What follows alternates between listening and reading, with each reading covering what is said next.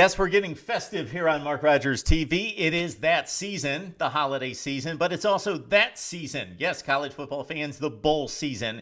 And we will get to as many bowl previews as we possibly can post here on Mark Rogers TV. In this first video post, though, we're going to talk about bowl motivation. Motivation in playing in these games because a lot of these teams had high expectations that were unmet, and they're a bit frustrated, and they will come out flat. We see it every season. We also have individual players who are looking more forward to the spring season, meaning the NFL draft in April, and trying to protect themselves. We also have some coaches who are feeling pretty secure in their jobs and approach bowl season much differently than some other coaches who definitely want to win that game. We've got some particular coaches that treat it more like spring practice, getting their teams ready for spring practice, getting their young players acclimated to their system, and play their young players more than they did actually in the regular season during conference games. So we've got a number of teams in different situations, and the spotlight, though, is on particular conferences and some specific matchups. Let's look at those right now, because first of all, we've got Oklahoma and Alabama in a very traditional matchup, two of the powerhouse programs of college football all time, meeting in the Sugar Bowl just after New Year's Day. Alabama has to be disappointed. This program has been built under Nick Saban to win national championships and certainly winning SEC championship games. It accomplished neither, all tied to that loss to Auburn. So this is still the third-ranked team in the country with only one loss, but subjected to the Sugar Bowl, which is certainly a prize for most programs, but Alabama taking on Oklahoma. Interesting because of some of the comments that Bob Stoops has made in the last few years regarding the SEC. A couple years back, when he was met with the idea of SEC dominance being tied to the defense and the defensive performance of SEC teams, he said, well, of course, here in the Big 12, we give up a lot of points because look at the quarterback play.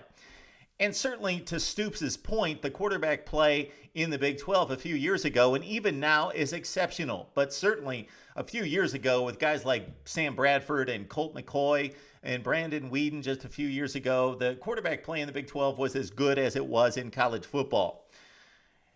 In the SEC, the defenses have generally ruled, but the quarterback play has improved with guys like Johnny Manziel coming into the SEC, A.J. McCarron, Aaron Murray, Connor Shaw has played extremely well at a high level in recent years, and SEC defensive performance on the surface statistically has declined. Well, it's been the quarterback play, and it's also been that some of the best defensive players in the SEC, more so than any conference in America, have moved on to the NFL as underclassmen. So Stoops earlier this season took a few shots at the SEC defensively, saying, what's going on with all that great SEC defenses? Look at all the points being scored now in the SEC. I don't think there's anything wrong with defensive play in the SEC. It's that the quarterback play has been so much better at a much higher level, more mature, seasoned quarterbacks playing in the SEC right now. And again, the underclassmen that have moved on from the SEC, in particular at LSU, they're the prime example. They had like 8 underclassmen from that defense move on to the NFL just last season.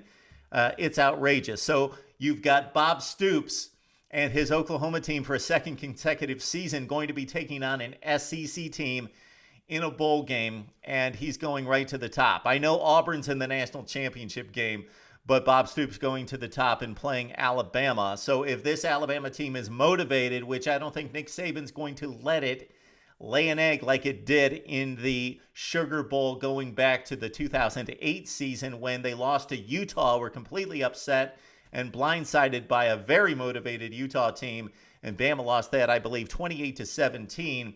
Bob Stoops is going to have his team ready as a 15.5-point underdog, and I do think that spread is very fair. This Alabama team is loaded, lost the Iron Bowl to one of the top teams in the country in Auburn. So interesting considering the comments that Bob Stoops has made about the SEC.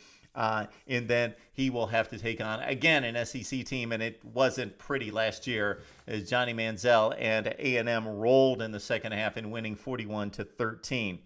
Okay, for Ohio State, we talked about expectations. Think about the Buckeyes under Urban Meyer. Winning 12 consecutive games, going 12-0 last season. Could not win a Big Ten championship. Could, of course, not play for a national championship. And these were kids who had nothing to do with the transgressions that resulted in those penalties. So what do they do again this year? They start down at the bottom of the mountain and they push that rock, that boulder, all the way to the top of the mountain. Another 12 consecutive wins to get to 24-0 over the course of 2 seasons. And then in the Big Ten championship game, they lose to Michigan State. So all that work, in a sense, for naught. They are not going to the BCS National Championship game, and this was a team that was expected to go. They were ranked preseason number 2. They, because of their schedule, even though they took care of business, they were leapfrogged by a number of teams, most notably Florida State in the rankings, and initially Oregon. And they got past those hurdles and got themselves right in position to play for a national championship, and then they lose to Michigan State. So all that work over the course of not 1 season, but 2 seasons for Ohio State. How are the Buckeyes going to show up in Miami taking on a Clemson team in a bowl game that you would think, again, that most programs, most teams would love to play on the big stage at the Orange Bowl? But for Ohio State, this is a letdown. So Urban Meyer, he's been able to bring out the best in this team over the past 2 seasons. He's been able to find motivating factors for this team even when it played for nothing in 2012. Can he do it over the next 4 weeks in preparing for a very talented Clemson team, and a Clemson team that you would think would be very motivated themselves, even though they finally, to a certain extent, got the postseason monkey off its back, playing a huge game against LSU in the Chick-fil-A Bowl and coming back to win that game in the 4th quarter. A huge win for Dabo Swinney, 25-24 over the Tigers. So Clemson comes back and they play in the Orange Bowl, but most people remember back to just a couple years ago when Geno Smith and West Virginia seemingly could have scored 100 points. They settled for 70. They could have scored 100. They completely annihilated Clemson 70-33. So 2 teams with something to prove in Miami, but will the players themselves look at it that way, specifically on the Ohio State side, as they were gunning for a national championship? They didn't even accomplish, after 24 consecutive wins, a Big Ten title, and now they play in the Orange Bowl against Clemson. All right, for the Big Ten, they have lost the Big Ten 9 of the last 10 appearances in the Rose Bowl, dating back to Wisconsin's win over Stanford following the 1999 season. Take Ohio State's win against Oregon in 2009, the 2010 Rose Bowl, out of the equation. And most notably, it's been USC dominating the Big Ten, so it's those great Pete Carroll teams throughout the 2000s that dominated the Big Ten. Penn State, Illinois in 2007, 2008.